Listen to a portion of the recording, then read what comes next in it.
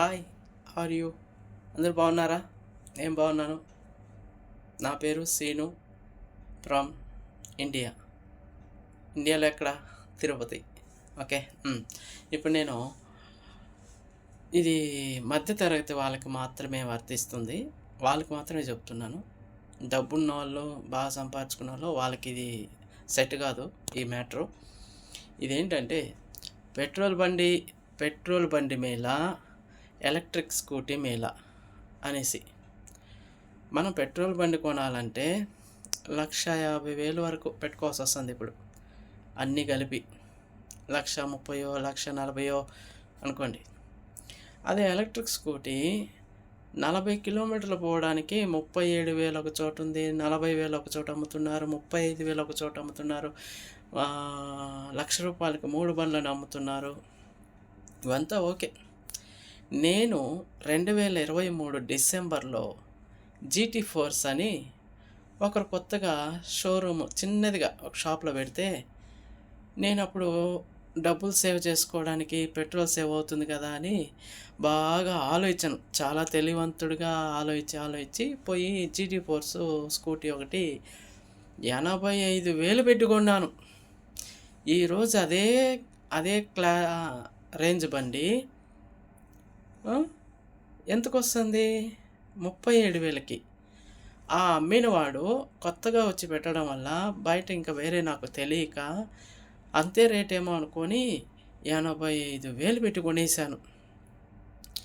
కొన్నాక అప్పుడప్పుడు సర్వీసులకు పోతా వస్తుంటే ఆ సర్వీస్ చేసే అతని బిహేవియర్ బాగాలేదు, చెప్పే విధానం బాగాలేదు. చేస్తున్నది అదే. మనం పెట్రోల్ బండి ఆయిల్ మార్చాలంటే ఎంత అవుతుంది?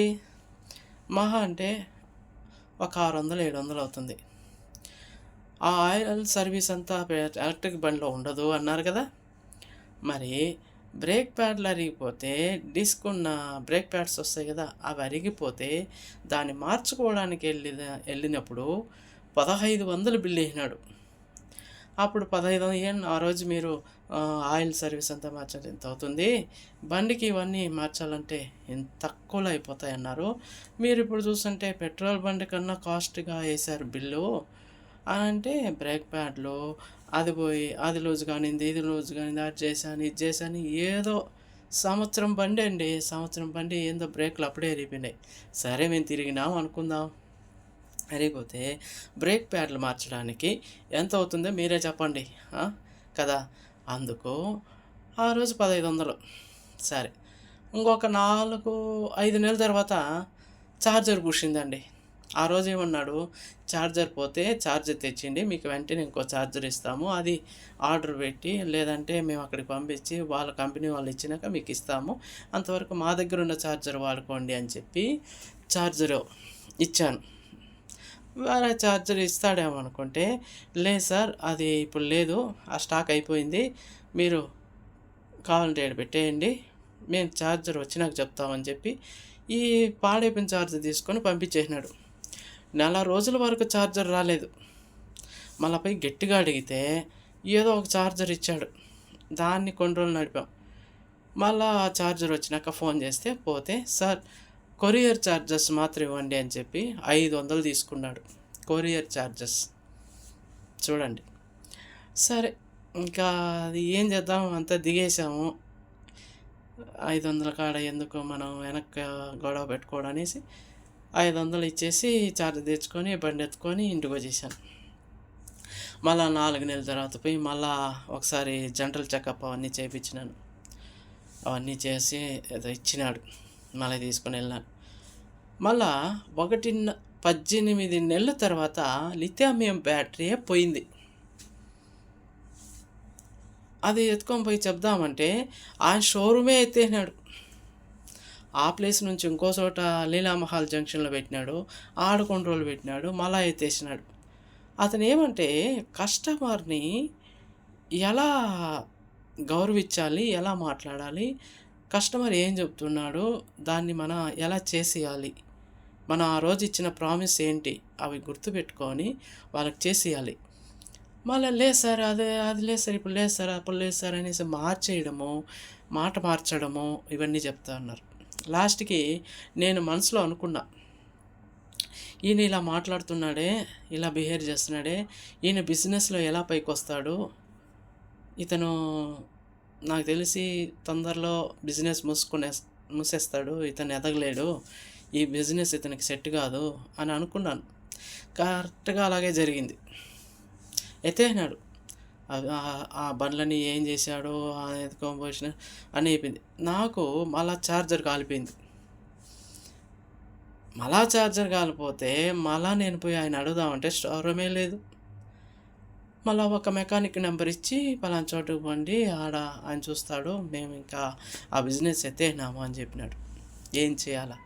వాళ్ళని నమ్మి మనం బండి కొంటే అలా జరిగిపోయింది. సరే, ఆ ఇచ్చిన నెంబర్కి ఆ మెకానిక్ దగ్గర పోతే ఆయన 4,500 ఉంది, 3,000 రూపాయలది ఉంది, 2,500 ఉంది అన్నాడు. ఆ టైంలో బడ్జెట్ తక్కువ అని 2,500 పెట్టి నేను ఛార్జర్ తీసుకొని ఈ కాల్పిన్ ఛార్జర్ ఇంకా ఆడ వారేసి ఆ కొత్త ఛార్జరు, అది మేడ్ ఇన్ చైనా అని ఉంది, దాన్ని తెచ్చిపెట్టుకొని కొన్ని రోజులు వాడిన. కరెక్ట్గా 2 months తర్వాత ఆ ఛార్జర్ కూడా పోయింది. ఏం చేయాలి చెప్పండి? ఆ ఛార్జర్ కూడా పోయింది. సరే, ఇంకా నేనేం చేయాలి? మళ్ళా పోయిన ఆయన దగ్గరికి ఆ ఛార్జర్ ఇచ్చేసి, ఆయన 6 month వారంటీ ఉందన్నాడు. అతుకొని ఇస్తే వేరే ఛార్జర్ ఇచ్చి అది పంపించినాడు. ఆ పోయి వచ్చినాక ఇస్తాను, అంతవరకు ఇది వాడుకోండి అని చెప్పి ఆయన ఇచ్చాడు. సరే, ఆ ఛార్జర్ వాడతా అన్నా. మళ్ళీ ఆ ఛార్జర్ వచ్చిందని చెప్తే మళ్ళీ పోయి 1 నెల తర్వాత పోయి ఆ ఛార్జర్ తెచ్చుకొని వాడినాను. అంతే అండి. అది 3 నెలలు వచ్చింది, మళ్ళీ ఛార్జర్ పోయింది. అట్లా 4 ఛార్జర్లు పోయినాయండి. 6 నెలలకి 7 నెలలకి పోయినాయి. బండి కొత్తలో కొన్నప్పుడు 1.5 సంవత్సరం వచ్చింది, 4,500 ఛార్జరు. మనం డబ్బులు తక్కువ పెట్టుకునే కొద్దికి క్వాలిటీ తక్కువ, వారంటీ తక్కువ, అలా జరిగిపోయింది. ఇవన్నీ నేను ఇంకా బండిని ఏం చేయాలా? పారేయలేము, ఎవరికైనా అమ్ముదామంటే మనమే దెబ్బతింటున్నాము. ఇంకొకరిని ఎట్టా యామారిచ్చి అమ్మడము నాకు అది నచ్చదు. సరే, ఇంకా నేనే ఎట్టోగట్టో తీసుకున్నాము. పెళ్లి చేసుకున్నాక అమ్మాయి బాగాలేదంటే వదిలేస్తే అవుతుందా? ఇంకా నష్టపరిహారం కట్టి మనీ కోర్టు చుట్టూ అదంతా ఉంటుంది కదా. ఆ ఆ బండిని చూసి ఎట్టోగట్టో ఏగుదాంలే అని చెప్పి ఆ బండిని ఎట్టోగట్టో ఏగుతా వచ్చామండి. అంతే, 18 నెలల తర్వాత లిథియం బ్యాటరీ పూసింది. మళ్ళా అతనికి ఫోన్ చేస్తే అతను కస్టమరు అదే మెకానిక్ ఫోన్ చేసి, మెకానిక్ పలానా అడ్రస్ ఇచ్చాడు, ఈ బ్యాటరీ వాళ్ళది బెంగళూరులో ఉంది, వాళ్ళకి పంపించండి, వాళ్ళు చేసిస్తారు అని చెప్పి. వారంటీ ఉంది కదా, ఆ కార్డు ఆ పేపర్ ఎత్తుకొని పోండి నేను.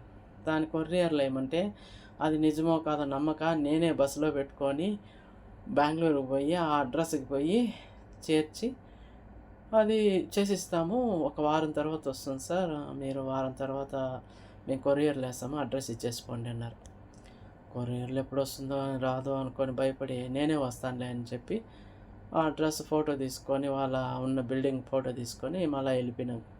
మళ్ళీ వారం తర్వాత ఫోన్ చేశారు, అయిపోయింది రండి అని. మళ్ళీ బెంగళూరుకి వచ్చి ఆ అడ్రస్కి వెళ్ళి ఆ బ్యాటరీ తీసుకొని పోయి వేసాను. కరెక్ట్గా 1.5 నెల వచ్చింది, మళ్ళా పోయింది.